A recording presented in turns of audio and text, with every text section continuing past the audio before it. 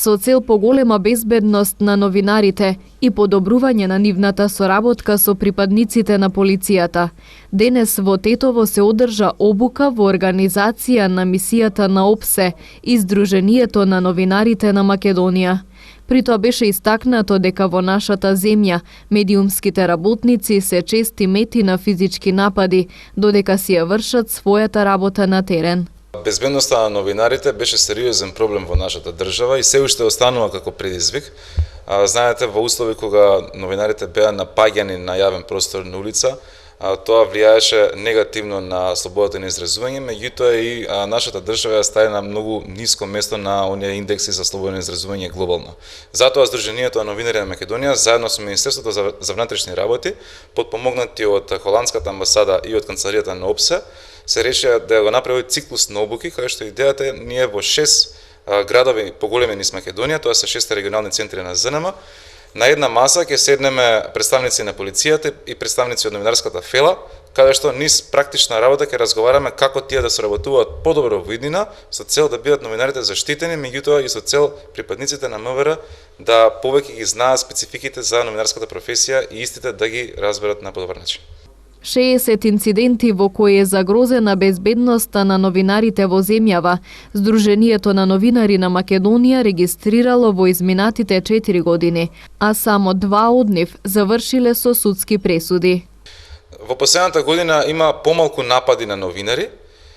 Тоа што е подобрено е тоа што МВР на еден начин истрагата споредбено со минатото ја води на подобар начин. Тоа што нас не загрижува е фактот што се уште има многу малку случаи пред судовите во Скопје и во другите градови и тоа што не загрижува е, да речем, задоснетата реакција или пак немањето на реакција од страна на обвинителството. Со цел да нема напади кон новинари или пак да бидат сведени на минимум, потребно е и извршната власт, меѓутоа и правосудниот систем да функционира на начин кој што нема да ги охрабри идните напаѓачи да посегнуваат кон новинарите. Моментално имаме само 2 судски пресуди за физички напад на новинари, а именно ЗНМ има бележи околу 60 инциденти во последните 4 години.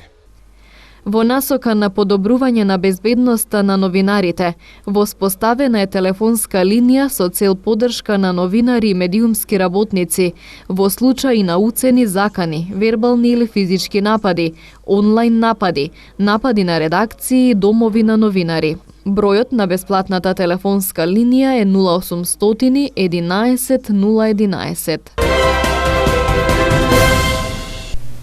Топлото време ги мами граѓаните да излегуваат и шетаат во природа по парковите и околните шуми.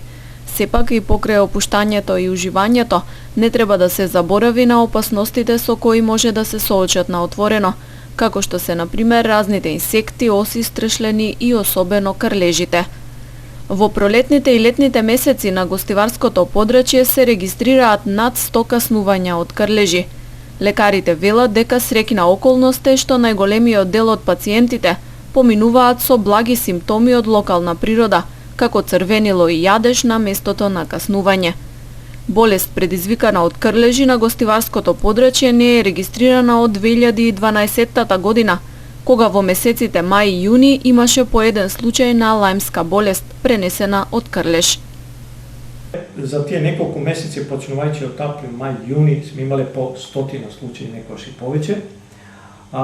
Меѓутоа, немаме болест која е резултат на каснувањето од крлеж. Знаете дека крлежите можат да пренесат тешки заразни заболувања, меѓутоа, најголемиот дел од нив се неинфективни, односно не носат инфективен вирус или бактерија. До сега немаме пријавено, сигурно дека ако имало, таквиот случај би бил лекуван во инфективното одделение, а колегите од инфективно одделение би не известиле нас епидемиолошката служба и би знаеле. Стручните лица предупредуваат дека е неопходна внимателност при престој и прошетка во природа и за граѓаните препорачуваат неколку превентивни мерки.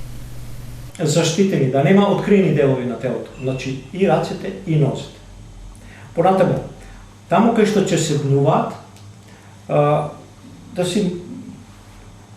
да не седнуваат на трева, затоа што крлежите се секаде во природата, во тревата, во ниското растиње и неприметно можат да стигнат до човекот, затоа што тој навлегол во нивната територија и да го каснат без тој да осети. Се препорачува по враќањето од природа да се направи само преглед.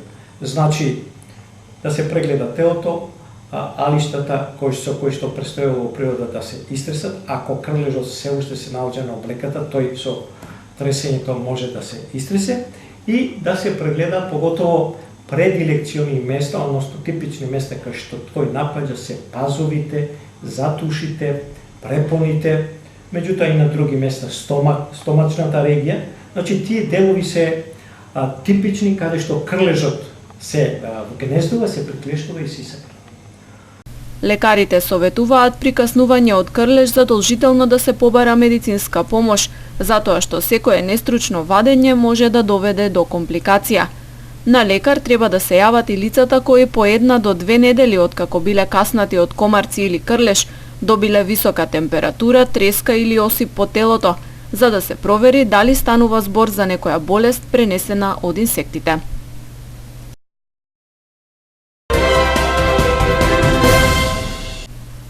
Апсења заради марихуана и хероин, семејно насилство, физички напад.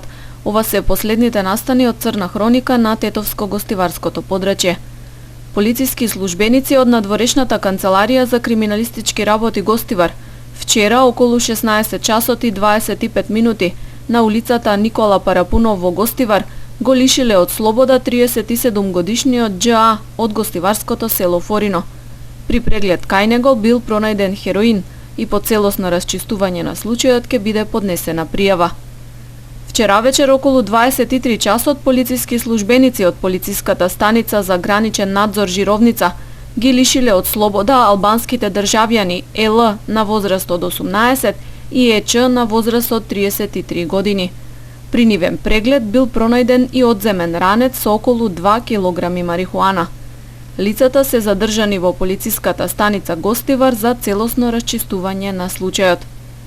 27 годишна тетовка ноќеска пријавила семејно насилство кое околу 23 часот и 30 минути го извршил нејзиниот 30 годишен сопруг Т.А. Пријавениот ја навредувал и физички ја нападнал пред нивните малолетни деца. Набрзо сопругот бил лишен од слобода и задржан за расчистување на случајот во полициската станица Тетово. И друга 27 годишна тетовка пријавила семејно насилство од сопругот. 36 годишниот Ш.И. откако дошол дома започнал физички и психички да ја малтретира, а потоа агресивно се однесувал и кон полициските службеници, кои во меѓувреме биле повикани. Лицето било лишено од слобода. 50 годишниот Б.Дж. од тетовското село Слатино вчера пријавил дека околу 13 часот на базенот во негова сопственост дошле ММ на возраст од 23 и Дж.И. на возраст од 20 години од тетовското село Теарце и започнале вербално да се расправаат, а ММ со стаклено шише и метална шипка го нападнал. Двајцата пријавени биле лишени од слобода и задржани во полициското одделение во Теарце.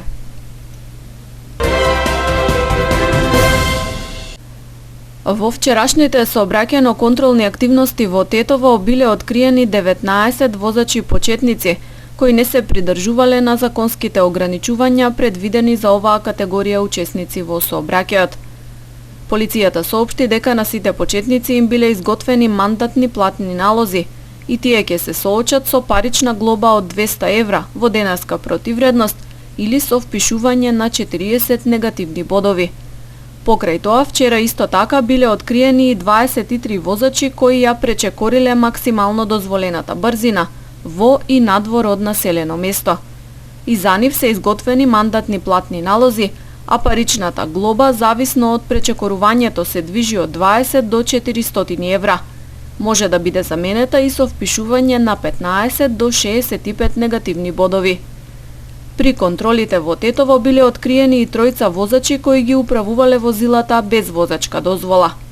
Овие и другите прекршоци заокружени се со вкупно 12 прекршочни и 33 мандатни платни налози, соопшти секторот за внатрешни работи.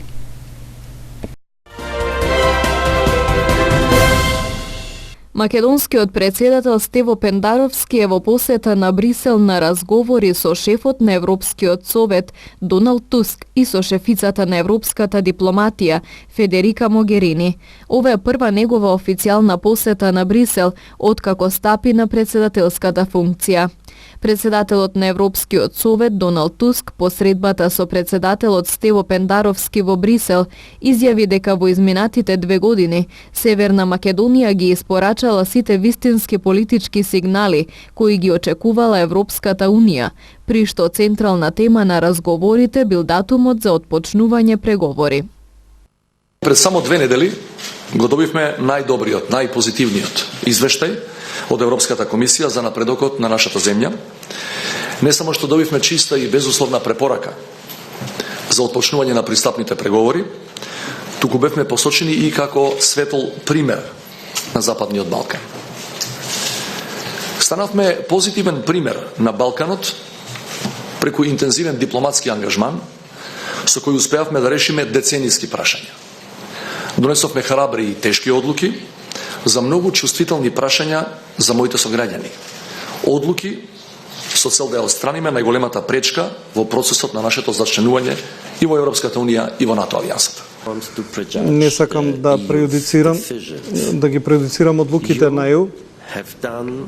Вие сторивте се што се очекуваше од вас, но сакам да бидам искрен со вас. Не сите земји членки се подготвени да ја го донесат одлука за отварање преговори во престојните денови.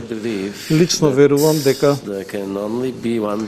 може да има само една одлука, да се започнат преговорите во согласност со препораките на Европската комисија со Северна Македонија и со Албанија. Прашањето денес е не дали, туку кога. Шефот на мисијата на ОПСЕ Клемен Скоја денеска изрази загриженост за законот за обвинителство и ги повика сите политички партии да постигнат согласност и да се овозможи специјалното јавно обвинителство да продолжи непречено да работи. Тој во обраќањето на презентацијата на вториот преоден извештај на ОПСЕ за работата на СЈО кажа и дека исто така е важно обвинителството да продолжи да работи на независен и професионален начин. Специјалната јавна обвинителка Катица Јанева истакна дека очекува законот за СЈО да биде донесен што е можно побрзо и да се овозможи обвинителството да работи со проширени надлежности. Според неја, специјалното јавно обвинителство во изминатите 3,5 години се обидува да остане во рамки на мандатот, а со тоа да му овозможи на судот доволно докази за да донесе соодветни пресуди. Неизвестноста на СЈО треба да се осврнеме на тоа.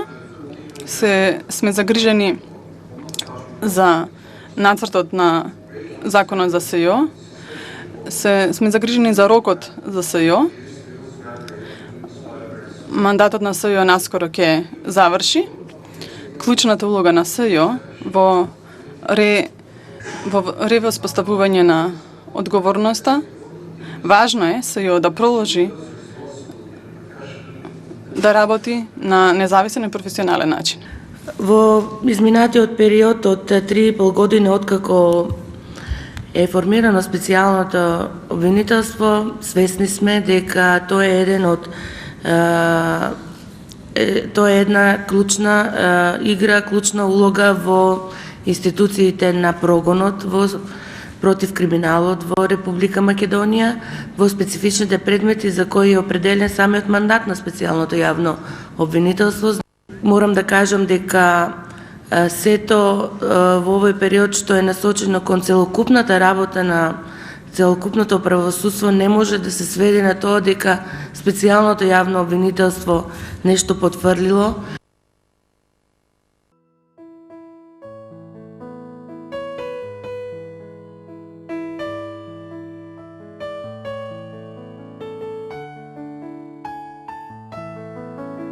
Времето денес беше сончево и топло со мала до умерена облачност. Околу пладне и попладне со услови за локален пороен дожд, грмежи и засилен ветер. Температурата се движеше во интервал од 12 до 28 степени Целзиусови. Вредноста на УВ индексот изнесуваше 9.